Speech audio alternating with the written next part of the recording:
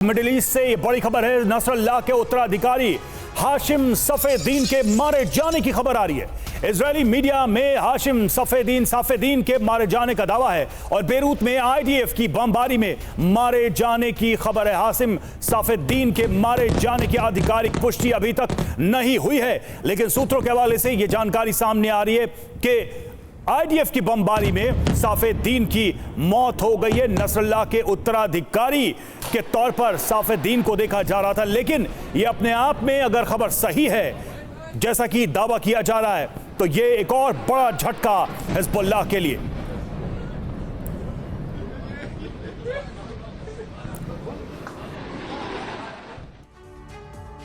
और इस बीच एक और बड़ी खबर मिल रही है। मारिजे इलाके में 12 बंकर बस्टर बम से हमला हुआ है। मारिजे इलाके में ही नसरल्लाह के भाई हाशिम सफेदीन को टारगेट किया गया।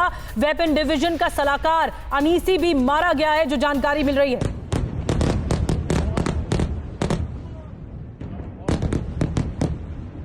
तो वेपन डिवीजन का जो सलाहकार है अनीसी, उसे भी ढेर कर दिया गया है। लगातार जो हिजबुल्लाह की टॉप लीडरशिप है उस पर प्रहार किया जा रहा है।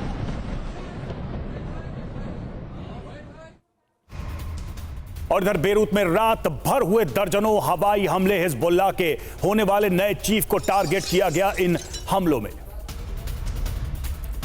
तो हाशिम सफेदीन को टारगेट किया गया और लगातार ये हमले होते रहे। रात भर हवाई हमले होते रहे।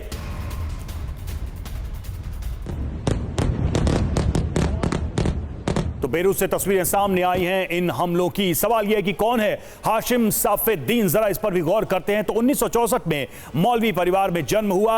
नसरल्लाह का चचेरा भाई है सफेदीन। कार्यकारी परिषद का मुखिया, शूरा काउंसिल कार्यकारिणी प्रमुख है और जिहाद काउंसिल का भी चेयरमैन। वित्त विभाग की जिम्मेदारी संभालता है और अमेरिकी नीतियों का विरोधी रहा है। 2017 में यूएस ने आतंकवादी घोषित किया और अब बड़ी खबर यही आ रही है कि बेरूत में जो बमबारी हुई है उसमें सफेदीन की भी मौत हो गई है।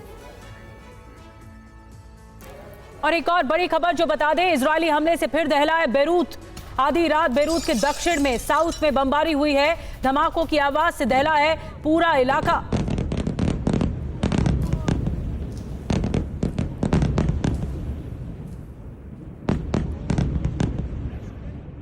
तो ये बेरूत का दक्षिणी इलाका है, बेरूत का साउथ है, जहां पर लगातार बमबारी हो रही है। दक्षिण में बमबारी की जा रही है। एक तरफ लगातार इजराइल की जो डिफेंस फोर्स है आईडीएफ, वो नसरल्लाह से जुड़े हुए लोगों पर प्रहार कर रही है, तो दूसरी तरफ कई ऐसे ठिकाने हैं हिजबुल्लाह के साउथ में, बेरूत के साउथ में, जहां पर हमला किया गया।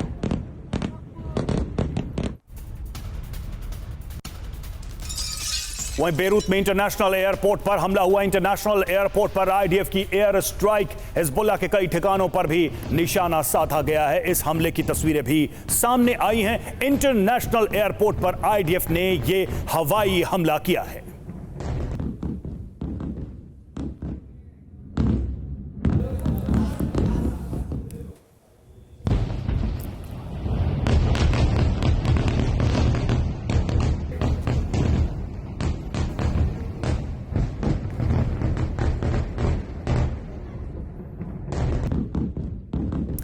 मनीष हमारे साथ, हमारे सहयोगी इस वक्त जुड़े हुए। मनीष झा, सीधे रुख करेंगे उनका। मनीष, सफेदीन को लेकर जो दावा किया जा रहा है उसको लेकर अभी तक क्या क्या जानकारी सामने आई है, और अगर यह खबर सही है, अगर यह खबर सच है, तो हिजबुल्लाह के लिए कितना बड़ा झटका है? क्योंकि नसरल्लाह के बाद सफेदीन, मतलब कि हर लाइन जो तैयार की जा रही है उसे खत्म किया जा रहा है आईडीएफ के द्वारा। बिल्कुल, देखिए, मुझे लगता है कि हम और आप जो बात कर रहे थे कि नसरुल्लाह के बाद हिजबुल्लाह के टॉप पोजीशन में लगातार वैकेंसी खाली है। कम से कम इजराइल उसी मोड पर साफ तौर पर दिखाई दे रहा है। खबर यह है कि आईडीएफ को उसके टेक्निकल सर्विलांस के जरिए और लोकल इंटेलिजेंस के जरिए ये इनपुट मिला कि नसरुल्लाह का उत्तराधिकारी सैफुद्दीन जहां पर दूसरे और जो बचे कुचे हिजबुल्लाह के कमांडर थे उनके साथ मीटिंग कर रहे थे एक अंडरग्राउंड पोजीशन पर, वहां पर आईडीएफ की तरफ से एक बार फिर बंकर बस्टर बम के जरिए स्ट्राइक किया गया और उसमें नसरुल्लाह का उत्तराधिकारी मारा गया। वो उत्तराधिकारी जो महज एक हफ्ते के लिए उत्तराधिकारी बना था और अब एक बार फिर हिजबुल्लाह की जो शीर्ष पोजीशन है वो खाली हो गई। सैफुद्दीन को भी मार गिराया गया। आईडीएफ ने दरअसल ये मैसेज दिया है कि हिजबुल्लाह से जुड़े हुए जो भी होगा, जिस भी पोजीशन में होगा, उससे नहीं बख्शा जाएगा, फिर चाहे वो बेरूत में हो, साउथ लेबनान में हो, या दमिश्क में हो, या फिर तेहरान में मौजूद हो। और इसी वजह से आईडीएफ की जो लगातार स्ट्राइक हो रही थी, हालांकि ये भी बात सही है कि पिछले 2-3 दिन में ये देखने को मिल रहा था, खास करके ईरान के हमले के बाद से, कि किस तरीके से हिजबुल्लाह की तरफ से भी रॉकेट लगातार दागे जा रहे थे उत्तरी इजराइल में। लेकिन आईडीएफ का स्ट्राइक जारी था। आईडीएफ ने बेरूत पर हम स्ट्राइक किया और उसके बाद जो साफ तौर पर दिखाई दे रहा है, उसका मतलब ये है कि आईडीएफ के हमले में न केवल सैफुद्दीन मारे गए हैं, हालांकि ये भी बात सच है कि अभी तक कोई आधिकारिक कंफर्मेशन नहीं मिला है, लेकिन हमें यह भी ध्यान रखना होगा कि नसरुल्लाह के मामले में भी जब टारगेट नसरुल्लाह थे और मार गिराया गया, उसके बाद फिर कई घंटे लगे थे, लगभग 24 घंटे लगे थे इस बात की आधिकारिक तौर पर पुष्टि करने में। ऐसे वक्त में जब कुछ ही देर के बाद ईरान के सुप्रीम लीडर जुमे की नमाज का नेतृत्व करने वाले थे, ईरान जिसने हमला किया था और हमले के दरमियान ये कहा था कि उसने नसरुल्लाह के मारे जाने का बदला लिया है, अब ईरान के सुप्रीम लीडर के जुमे की नमाज के ठीक पहले, कुछ घंटे पहले इस तरह का स्ट्राइक होना, ये न केवल हिजबुल्लाह के लिए, लेबनान के लिए, बल्कि ईरान के लिए भी बड़ा संदेश है कि जो कोई भी रास्ते में आएगा वो मारा जाएगा, फिर वो इस्माइल हानिया हो, या फिर नसरुल्लाह हो, या फिर नसरुल्लाह का उत्तराधिकारी हो, या फिर आने वाले समय में ईरान के सुप्रीम लीडर हो। जी बिल्कुल, यानी कि जो ईरान ने हमले करके मैसेज देने की कोशिश की, उसका जवाब लगातार इजराइल की तरफ से दिया जा रहा है कि हम रुकने वाले नहीं हैं। शुक्रिया मनीष आपका हमसे जुड़ने के लिए। और Hezbollah commander Mohammad Yusuf Anisi को भी मारा गया है। क्या है आईडीएफ का ऑपरेशन अनीसी, आपको बताते हैं। तो क्या है यह operation? Hezbollah commander Mohammad Yusuf Anisi को मार दिया गया है। इस ऑपरेशन के तहत यह भी बड़ी जानकारी सामने आ रही है।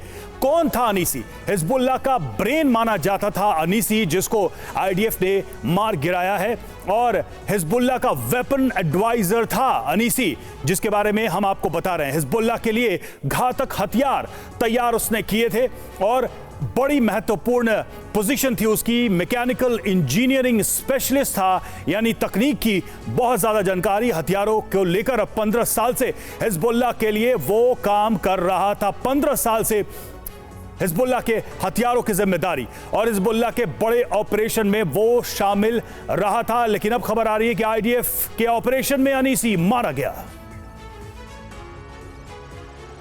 और एक और खबर ये मिल रही है कि लेबनान में 28 मेडिकल स्टाफ की मौत हो गई है। इजराइल के हमले में मेडिकल स्टाफ मारे गए हैं। WHO ने मेडिकल स्टाफ के मौत की पुष्टि की है। तो एक और नुकसान हुआ है, 28 मेडिकल स्टाफ मारे गए हैं लेबनान में। WHO ने इसकी पुष्टि कर दी है। इजराइल के हमले में मेडिकल स्टाफ की मौत हुई है।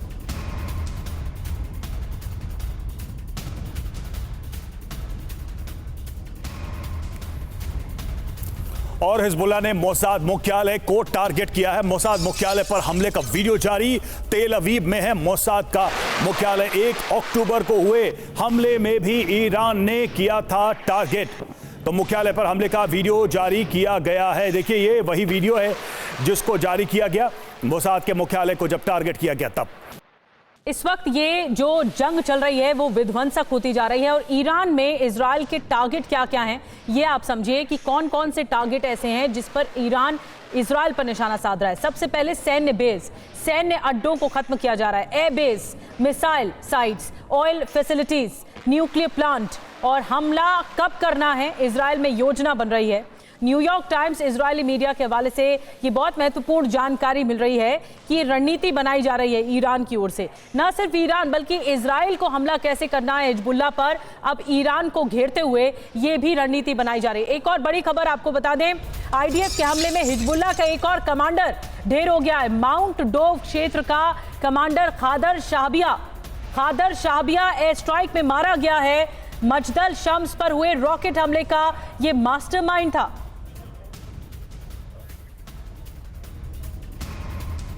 और हिजबुल्लाह के डिप्टी सेक्रेटरी जनरल को टारगेट किया गया। दाहिया में नईम कासिम को टारगेट कर बमबारी की गई। दाहिया के उसी इलाके में पहुंची TV9 की टीम। हम इस समय दाहिया के इलाके में हैं और अगर आप देखें नसरुल्लाह की फ़ोटो आप देखेंगे, हज़रत नसरुल्लाह की तस्वीरें यहाँ पर लगा रखी हैं। हर घर पर आपको ऐसी तस्वीरें नज़र आ जाएंगी। और ख़ास बात ये कि अभी यहाँ पर जो अटैक किए गए थे, कहा यह जा रहा है कि ये एक बड़ा कमांड कंट्रोल सेंटर था दाहिया के अंदर। दाहिया वही इलाका है जिसे इलाका माना जाता है हिजबुल्लाह का, जहाँ पर लगातार हिजबुल्लाह ऑपरेट करता है, जहाँ के हर घर के अंदर इनके कमांड एंड कंट्रोल सेंटर। और यही आप देखें इन घरों को अटैक किया गया है। और इजराइल हमेशा ये कहता आया है कि इन इलाकों के अंदर से हमास जो है वो हिजबुल्लाह जो है ऑपरेट करता था और इसी वजह से वो इन इलाकों को टारगेट करता है। अगर आप देखें यहाँ पे जो मलबा पड़ा हुआ है या फिर आप तस्वीरें देखें, ये हर जगह इस तरीके की नसरुल्लाह की तस्वीरें लगाई गई हैं। ये एक तरीके का चिन्ह है, एक तरीके का इंडिकेशन है। और अगर आप देखें यहाँ पर हिजबुल्लाह के पोस्टर्स या उसके फ्लैग्स भी आपको नज़र आ जाएंगे। ये दिखाने की कोशिश है कि ये इलाका हमारा है। हिजबुल्लाह इसी तरीके से अपने इलाकों को कमांड करता था और अब जिस तरीके से अटैक हुआ है उसके बाद की तस्वीरें अगर आप देखें, मैं अपने कैमरा पर्सन से कहूँगा अगर आप देखें तो आपको यहाँ पर कई बैग्स या फिर कई चीज़ें भी नज़र आ जाएंगी। ऐसा लगता है कि जैसे यहाँ पर कोई सर्विलेंस का काम होता था। अगर आप देखें बड़े बड़े आपको यहाँ पर कैमराज, आपको केबल्स और आपको दूसरी चीज़ें मिल जाएंगी। और यही वजह है कि कहा यह जा रहा था इजराइल की तरफ से कि उसने इस इलाके को इसीलिए अटैक किया क्योंकि ये वो इलाका था जहाँ से लगातार हिजबुल्लाह जो है वो सर्विलेंस करता था। और ये तस्वीरें आपको मैं दिखाने की कोशिश कर रहा हूँ जहाँ पर आप देखेंगे और समझेंगे कि इस समय के हालात क्या हैं। ये दाहिया का इलाका, अगर आप देखें ऊपर वहाँ पर आपको थोड़ा सा अगर आपको देखें तो अगर मेरे कैमरा पर्सन आपको दिखा पाए तो धुआं उठता आपको नज़र आ जाएगा। इन इलाकों को भी अटैक किया है रिसेंटली और इन पूरे इलाकों में आपको ऐसे धुएँ के गुबार कई जगह नज़र आ जाते हैं। ये इंडिकेट कर रहा है, ये दिखा रहा है कि आखिरकार इस समय क्या स्थिति है इस इलाके की, जो एक समय में सबसे बड़ा गढ़, सबसे बड़ी जगह मानी जाती थी हिजबुल्लाह की, जहां पर हिजबुल्लाह बड़े सेफली बहुत आराम से काम कर लिया करता था। और अब इस इलाके की हालत क्या है, अब इस समय की इस इलाके की तस्वीर क्या है, ये हम आप तक पहुंचा रहे हैं और आपको दिखा रहे हैं कि आखिरकार हिजबुल्लाह जिस इलाके को सबसे सेफ मानता था, जहाँ पर वो किसी को भी आने नहीं देता था, जिसको लगता था कि वो इलाका सबसे ज़्यादा सेफ है, उसी इलाके में इजराइल ने स्ट्राइक्स कर लगातार बड़े अटैक्स कर पूरे इलाके की क्या तस्वीर बना दी है आप देख सकते हैं। मैं और मेरा कैमरा पर्सन निशांत आपको ये तस्वीरें दिखा रहे हैं और आपको बताने की कोशिश कर रहे हैं कि इस समय के क्या ताज़ा हालात हैं। और TV9 भारतवर्ष पहला भारतीय न्यूज चैनल है जो लेबनान के वॉर ग्राउंड पर इस वक्त मौजूद है और डटकर आपके सामने वो सब रिपोर्ट आप तक रख रहा है जो इस वक्त हो रहा है लेबनान में। TV9 भारतवर्ष के रिपोर्टर सुमित चौधरी उस जगह से रिपोर्ट आप तक पहुंचा रहे हैं जहां इजरायली सेना लगातार भीषण बमबारी कर रही है। TV9 भारतवर्ष के कैमरा पे विनाश की जो तस्वीरें आप देख रहे हैं जो रिकॉर्ड हुई हैं वो वाकई डराने वाली हैं, भयावहता उसकी समझी जा सकती है। इस वक्त लेबनान की राजधानी बेरूत के कई इलाके खंडहर तक बन चुके हैं। मल्टी स्टोरी बिल्डिंग थी, 15 से 16 मंजिला, ये जमींदोज हो चुकी है इस जंग का कि अब यहां पर सिविलियन एरियाज को किस तरीके से टारगेट किया जा रहा है।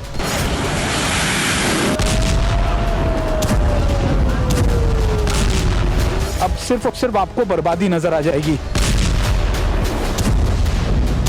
यह वही इलाका है जिसे इलाका माना जाता है हिजबुल्लाह का। इजराइल लेबनान में जिस जगह पर विनाश की बरसात कर रहा है वहां TV9 भारतवर्ष के रिपोर्टर पहुंच चुके हैं। TV9 भारतवर्ष एक लौता हिंदी न्यूज चैनल है जो लेबनान वॉर जोन में पहुंचा है। ये आलम है इस समय यहाँ पर इस जंग का कि अब यहाँ पर सिविलियन एरियाज को किस तरीके से टारगेट किया जा रहा है। बेरूत समेत पूरा लेबनान विनाश की भयावह आग में किस तरह जल रहा है, आज TV9 भारतवर्ष वॉर जोन से इसकी एक्सक्लूसिव ग्राउंड रिपोर्ट आपको दिखाने जा रहा है। इजराइल ने बेरूत समेत पूरे दक्षिणी लेबनान में फिर से भीषण बमबारी की। इस बार हमला हवा के साथ साथ समंदर से भी हुआ, मिसाइलों की बरसात की गई।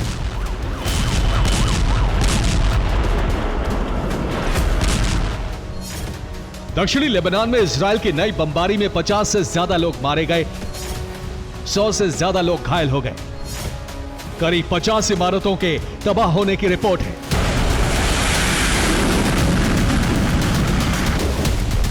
इजराइल ने सबसे विध्वंसक हमले हिजबुल्लाह के गढ़ बेरूत के दाहिया में किए। दाहिया में इजराइल ने एक के बाद एक 4 राउंड में विस्फोट किए। हमले में हिजबुल्लाह से जुड़ी इमारतें बर्बाद हो गई। इजराइल ने बेरूत के हेल्थ अथॉरिटी सेंटर को भी टारगेट किया। इमारत को बड़ा नुकसान पहुंचा है। बैरूत के अल मशरफिया में इजरायली हमले में बहुत बड़ी तबाही हुई है। बैरूत के ही अल बशोरा में एक रिहायशी इमारत मलबा बन गई। बैरूत के ही हरेत इलाके में एक के बाद एक कई ब्लास्ट हुए। एक 15 मंजिला इमारत पूरी तरह से जल गई। आईडीएफ ने दक्षिणी लेबनान के अल हदात में हिजबुल्लाह के हथियार गोदाम को ध्वस्त कर दिया। इजरायल के मुताबिक बेका में उसने एक साथ 9 टारगेट को समाप्त कर दिया।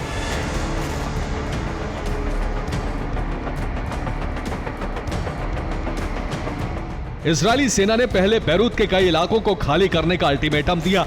इसके बाद मिसाइलों और फास्फोरस बम से जबरदस्त हमले किए। फास्फोरस बम से हमला करने पर प्रतिबंध है। बावजूद इसके इजरायल पर फास्फोरस अटैक करने का आरोप है। इजरायल लेबनान में पहली बार एक साथ 3 फ्रंट से हमले कर रहा है। जल, थल और नभ से हिजबुल्लाह पर जबरदस्त वज्रपात किया जा रहा है।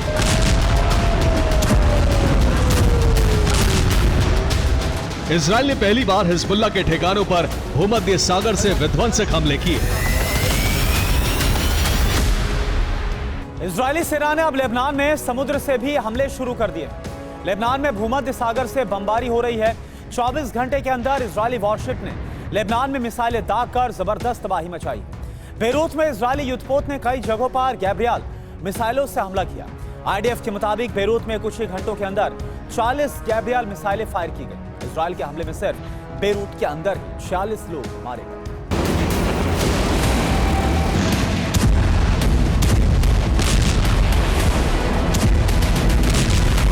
टीवी 9 भारतवर्ष के रिपोर्टर सुमित चौधरी लेबनान के वॉर जोन में पहुंच चुके हैं। इजरायल के हमले से बैरूत किस तरह से बर्बाद होता जा रहा है, टीवी 9 के कैमरे पर इसकी बहुत ही भयावह तस्वीर रिकॉर्ड हुई है। मैं इस समय जहां मौजूद हूं ये बैरूत का हेरेट इलाका है और अगर आप ये देखें अभी थोड़ी देर पहले यहां पर एयर स्ट्राइक्स की गई थी और अभी का आलम ये है कि चारों तरफ आपको यहां पर इन बिल्डिंगों को आप देखेंगे कि ये खंडर में तब्दील हो चुकी हैं। थोड़ी देर पहले इजराइल ने इन्हीं इलाकों के अंदर अटैक किए हैं और इजराइल ने कह दिया है कि इन इलाकों को जल्द से जल्द खाली कर दे, सिविलियन इलाकों से निकल जाएं। लेकिन ये तस्वीरें मैं आपको दिखा रहा हूं कि कैसे ये मल्टी स्टोरी बिल्डिंग थी, 15 से 16 मंजिला, ये जमींदोज हो चुकी है और अभी का आलम यहाँ पर यह है कि अभी इजराइल की तरफ से बड़ी एयर स्ट्राइक्स यहाँ पर अंजाम दिए जा रहे हैं। और अब बात अमेठी फैमिली मर्डर केस की। अमेठी सामूहिक हत्याकांड से जुड़ी बड़ी खबर है। चंदन वर्मा के खिलाफ मुकदमा दर्ज हुआ है। शिक्षक सुनील के पिता की तहरीर पर एफआईआर दर्ज की गई है। बीएनएस की धारा 103(1) के तहत मुकदमा दर्ज किया गया है।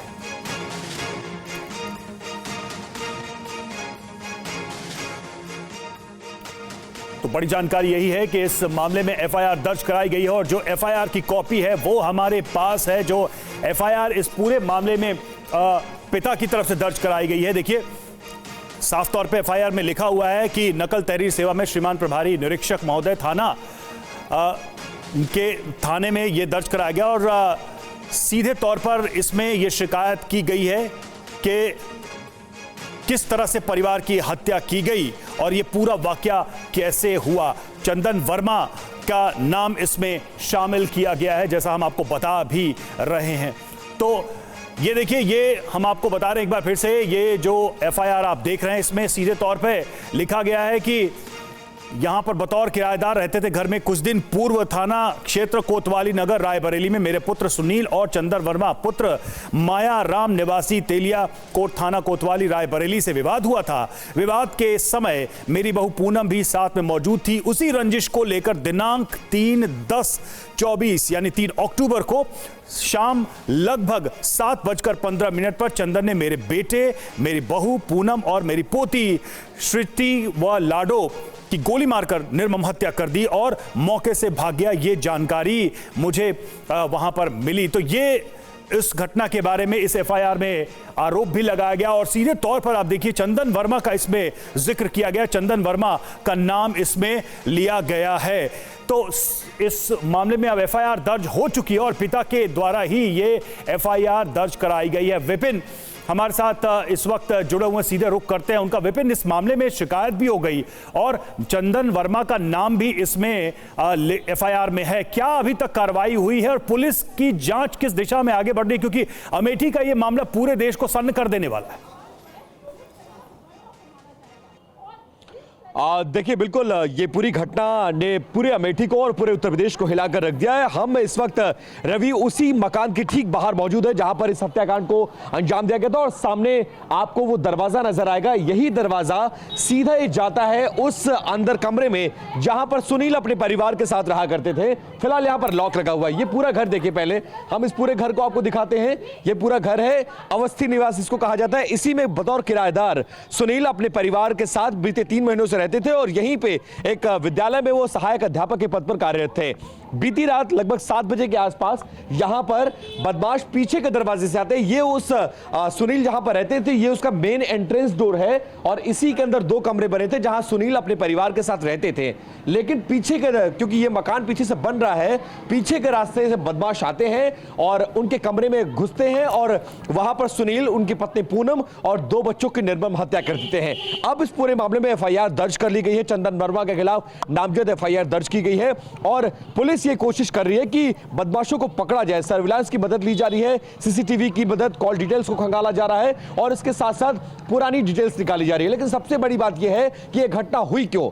यह घटना सोचिए, अगस्त के महीने में पूनम को चंदन वर्मा ने मारा पीटा था, धमकी दी थी और आपत्तिजनक शब्दों का इस्तेमाल किया था। उस वक्त भी मामला दर्ज हुआ था और उसके बाद इसी रायबरेली से आकर इसी अमेठी में इस परिवार को बार बार चंदन धमकाता था कि हमारे खिलाफ मामला दर्ज करने की तुमने हिम्मत कैसे दिखाई। उसके बावजूद मुकदमा दर्ज और बार बार शिकायत करने के बावजूद चंदन वर्मा पर कोई कार्रवाई नहीं हुई और बीती रात इस घटना को अंजाम दिया गया है। शुरुआत में पुलिस इस तमाम एंगल से जांच कर रही थी और यह जानने की कोशिश कर रही थी कि क्या इस हत्याकांड के पीछे चंदन वर्मा ही है। लेकिन अब परिवार ने जब लिखित तहरीर दे दी है, मुकदमा दर्ज हो गया है, तो चंदन वर्मा की तलाश की जा रही है। फिलहाल चंदन वर्मा अभी भी पुलिस की पकड़ से बाहर है और कल रात में जो अमेठी के एसपी है, इसके अलावा एडीजी और आईजी स्तर के अधिकारियों ने मौके का मुआयना किया था और अपने तरीके से आरोपियों को पकड़ने की कोशिश कर रहे हैं। मुख्यमंत्री ने भी इस घटना का संज्ञान लिया है और जल्दी से जल्दी आरोपियों की गिरफ्तारी के आदेश दिए हैं। जी, हिला देने वाला यह हत्याकांड है और चंदन वर्मा की तलाश की जा रही है और पुलिस इस पूरे मामले पर अब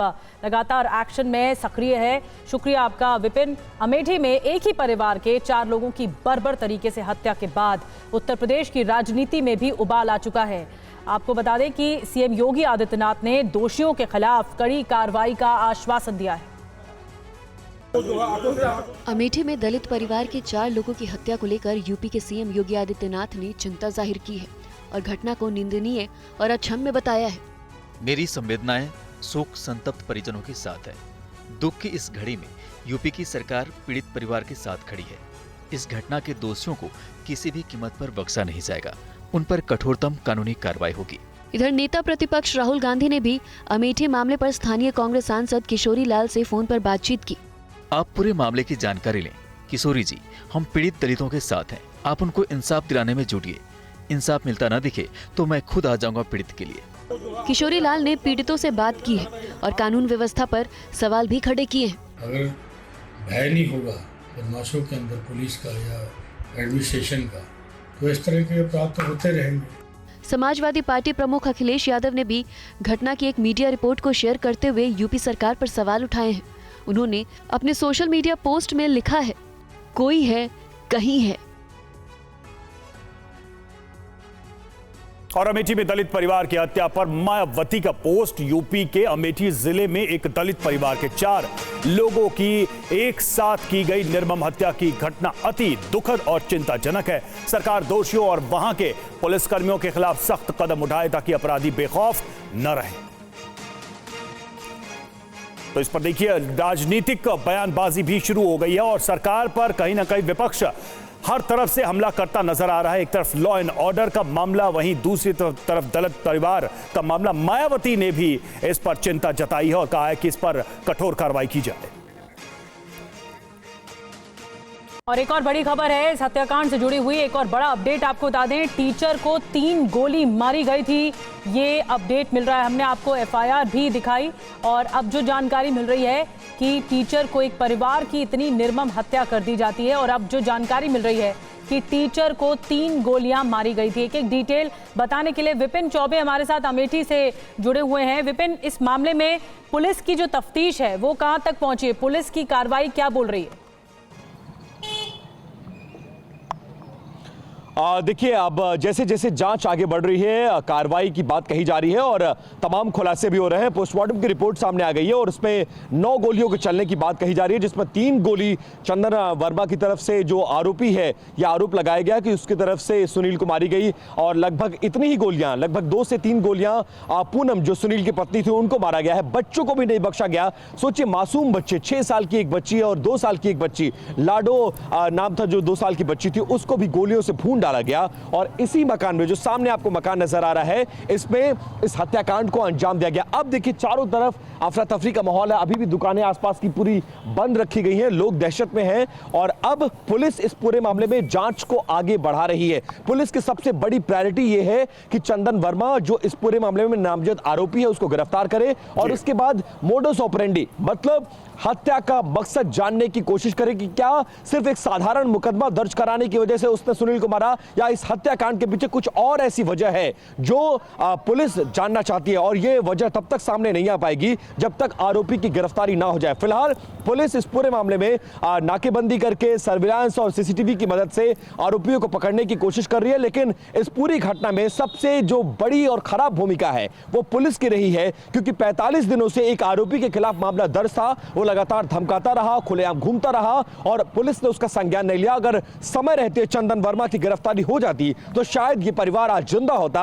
और इस हत्याकांड को अंजाम ना दिया जाता। जी बिल्कुल विपिन, इस निर्मम हत्या के पीछे मोटिव एक बड़ा सवाल है और साथ ही पुलिस को लेकर भी ये सारे सवाल है कि शिकायत होने के बावजूद कार्रवाई पहले क्यों नहीं की गई। शुक्रिया विपिन आपका हमसे जुड़ने के लिए इस जानकारी के लिए।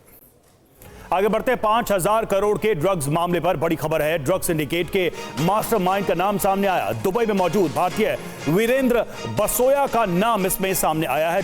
बसोया भारत में ड्रग्स केस में गिरफ्तार हो चुका है। जमानत के बाद दुबई में शिफ्ट होकर बड़ा माफिया बना।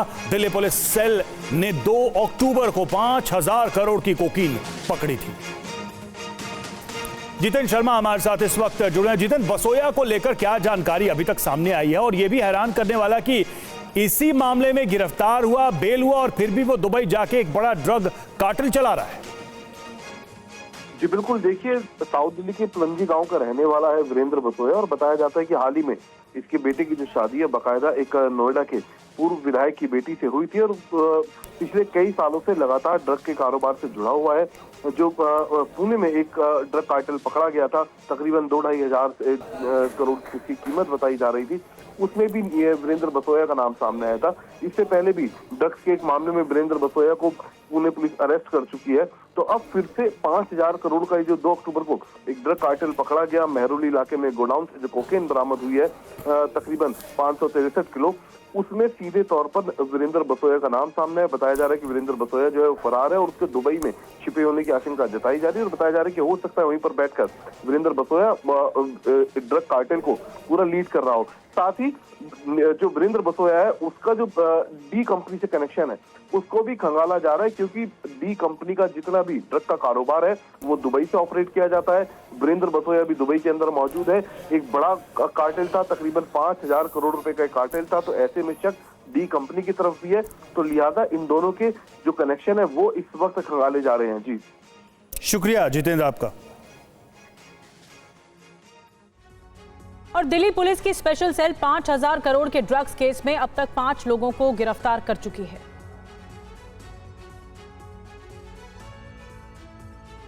दिल्ली पुलिस के हाथ इन ड्रग्स को लेकर आरोपियों की तलाश के दौरान बड़ी सफलता हाथ लगी है। दिल्ली पुलिस स्पेशल सेल ने अमृतसर एयरपोर्ट से जितेंद्र पाल सिंह उर्फ जस्सी को गिरफ्तार किया है। पुलिस के मुताबिक जस्सी यूके भागने की फिराक में था। पिछले 17 साल से जस्सी यूके में रह रहा था। इसके पास यूके का ग्रीन कार्ड है। पुलिस ने अब तक इस मामले में 5 लोगों को गिरफ्तार किया है। आपको बता दें कि दिल्ली पुलिस सेल ने 2 अक्टूबर को 560 किलो कोकीन की खेप पकड़ी थी। इसे दिल्ली के महिपालपुर के एक गोदाम में छिपा कर रखा गया था। इसकी बाजार में कीमत 56,000 करोड़ रुपए आंकी जा रही है। जस्सी की गिरफ्तारी के बाद इन ड्रग्स को लेकर अब पंजाब के साथ ही अंतर्राष्ट्रीय स्तर पर साजिश की बात पुख्ता होती नजर आ रही है। इस ड्रग्स रैकेट के तार दुबई से जुड़ रहे हैं। पुलिस और तमाम एजेंसियां इस रैकेट के दुबई कनेक्शन पर फोकस कर रही हैं। यही नहीं, दिल्ली में इस ड्रग्स सिंडिकेट के मास्टरमाइंड और मुख्य आरोपी तुषार गोयल के बारे में भी बड़ा खुलासा हुआ है। दरअसल वो कांग्रेस के आरटीआई सेल का चेयरमैन रह चुका है, जिसके बाद इस ड्रग्स केस को लेकर राजनीति भी गर्मा गई है।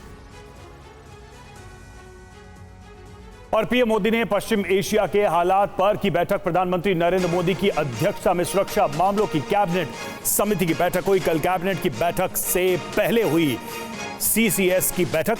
पश्चिम एशिया संकट और उसके भारत पर संभावित असर को लेकर चर्चा की गई। पश्चिम एशिया के संकट के कारण भारत में कच्चे तेल की आपूर्ति पर असर पड़ने और अंतर्राष्ट्रीय बाजार में दाम बढ़ने की आशंका जताई जा रही है।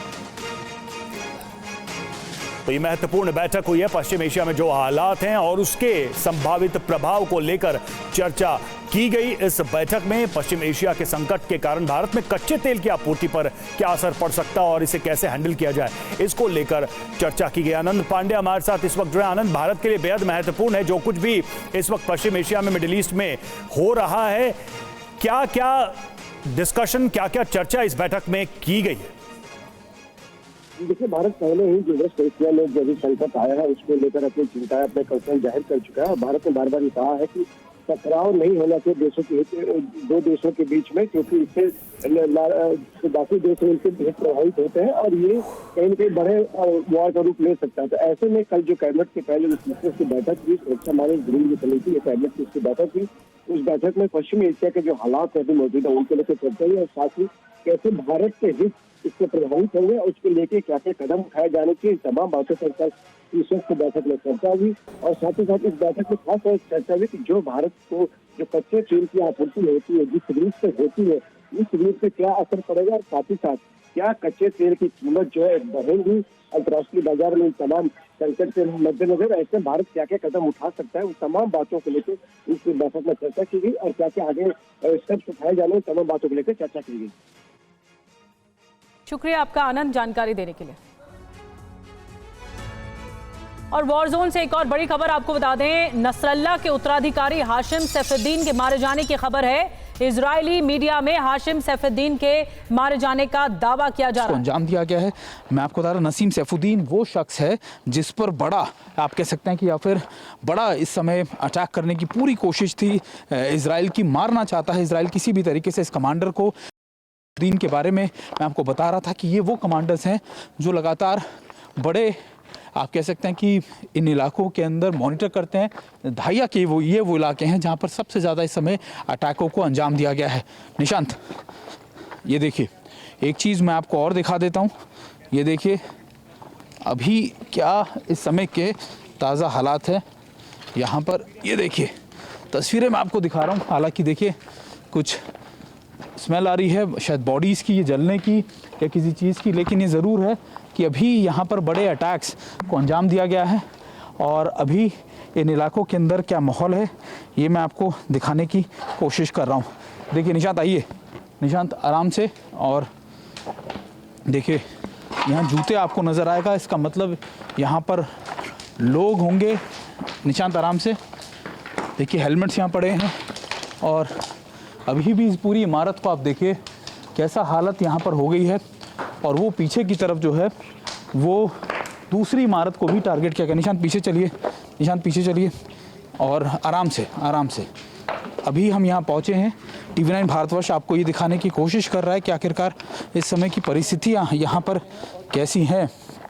और आइए मैं एक बार फिर आपको दिखा रहा हूँ कि ये हिजबुल्लाह का वो गढ़ है जहाँ से TV9 आपको रिपोर्ट कर कर ये बता रहा है कि आखिरकार अभी यहाँ पर कैसे हालात हैं। रात भर करीबन 14 से 15 जगहों पर इस तरीके की एयर स्ट्राइक्स की गई हैं। और देखिए इम्पैक्ट क्या रहता है इन मिसाइलों का, ये भी आप देखिए।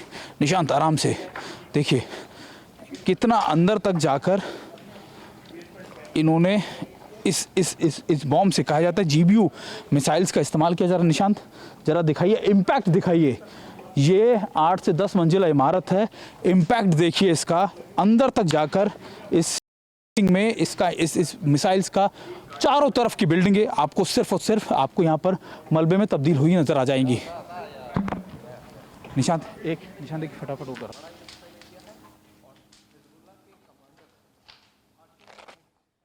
तो जहां सैफुद्दीन मारा गया वहां से रिपोर्ट आप देख रहे हैं सुमित चौधरी की, और निशान कैमरा पर्सन है, वो दिखा रहे हैं। देखिए इस इलाके में कैसे ये इमारतें खंडर बन चुकी हैं, यहां पर मिसाइल अटैक हुआ, और सुमित की ये ताज़ा रिपोर्ट हम आप तक पहुंचा रहे हैं, एक्सक्लूसिव रिपोर्ट हम पहुंचा रहे हैं। आप देख रहे हैं कि मलबे का ढेर बिखरा हुआ। 8 से 10 मंजिला इमारत हुआ करती, चारों तरफ अगर आप देखें ये इमारतें 8 से 10 मंजिला है, लेकिन अब बीच की ये इमारतें पूरी तरीके से बर्बाद हो चुकी हैं। हालांकि जब मैं आपसे बात कर रहा हूं, निशान जरा कैमरा देर दिखाइए, जब मैं आपसे बात कर रहा हूं तो लगातार मुझे ऊपर फाइटर एयरक्राफ्ट की या मुझे जो ड्रोन है उनकी आवाज़ें सुनाई दे रही हैं। इस पूरे इलाके में बड़े एयर स्ट्राइक्स इजराइल ने पहले ही कह दिया था। कल रात को कहा जा रहा है कि 12 से 14 जगह पर इस तरीके के एयर स्ट्राइक्स को अंजाम दिया गया है। और अगर आप देखें ये घर हुआ करते होंगे, हालांकि कैसे बर्बादी यहाँ पर हुई है। धाइया बहुत इंपॉर्टेंट एरिया है और अभी इजराइल का पूरा फोकस इन्हीं इलाकों पर है। जरा स्ट्रैटेजी समझिए, मैं आपको स्ट्रैटेजी अगर समझाऊं, अगर आप देखें ये पूरा रेडियस जो है यहाँ से करीबन ये 100-150 बिल्डिंगें हैं जहाँ पर हिजबुल्लाह के बड़े कमांडर्स या फिर उनके जो बड़े आप कह सकते हैं जो उनके OGWs थे वो लगातार ऑपरेट करते थे। और यही वजह है कि इजराइल की नज़र में ये इलाका उसके लिए सबसे ज़्यादा इंपॉर्टेंट है। धाइया में सिर्फ और सिर्फ उन्होंने नसरल्लाह को नहीं मारा, धाइया के अंदर उन्होंने बाकी के कमांडर्स को भी मारने की कसम। नसीम सैफुद्दीन मैं आपको बता रहा हूँ, और देखिए मेरे कैमरा पर्सन निशांत आपको तस्वीरें दिखा रहे हैं कि कैसे आग की लपटों में ये पूरी जगह तब्दील हो चुकी है। करीबन 1 घंटा पहले, 1 से 1.5 घंटा पहले जहाँ पर एयर स्ट्राइक्स हुई हैं, कई लोगों के मारे जाने की पुष्टि अभी तक हालांकि ना तो इजराइल की तरफ से हुई है ना ही हिजबुल्लाह की तरफ से, लेकिन माना ये जा रहा है कि लगातार यहाँ पर करीबन 15 से 20 लोग जो हैं मारे गए हैं। देखिए एक बार फिर मैं आपको तस्वीरें दिखाता हूँ, और ये आग की लपटें या आपको जो दिख रही हैं ये एयर स्ट्राइक्स का अंजाम है जो इजराइल ने की है यहाँ पर। और देखिए अभी इजराइल का फोकस सिर्फ और सिर्फ है कि जो बड़े कमांडर्स हैं या कोई भी अगर लीडरशिप बनती है हिजबुल्लाह की, रिवाइव करने से पहले ही उसको मार गिराया जाए। और इसी स्ट्रैटेजी के बेसिस पर इजराइल ने बड़ी एयर स्ट्राइक्स को यहाँ पर अंजाम दिया है। चलिए मैं आपको इन इलाकों से और भी तस्वीरें दिखा। हालांकि पूरी जगह जो है वो लगभग धस चुकी है, मलबे के ढेर में तब्दील हो। हमें सब कि सुमित चौधरी दिखा रहे हैं कि किस तरह से ग्राउंड जीरो पर इस वक्त हालात हैं। जहां पर रॉकेट अटैक हुआ, जहां पर मिसाइल अटैक हुआ, वहां पर कितनी बर्बादी और कितनी तबाही मची है। सुमित एक डिटेल में रिपोर्ट भेज रहे हैं इस वक्त सीधे ग्राउंड जीरो से, सीधे लेबनान से।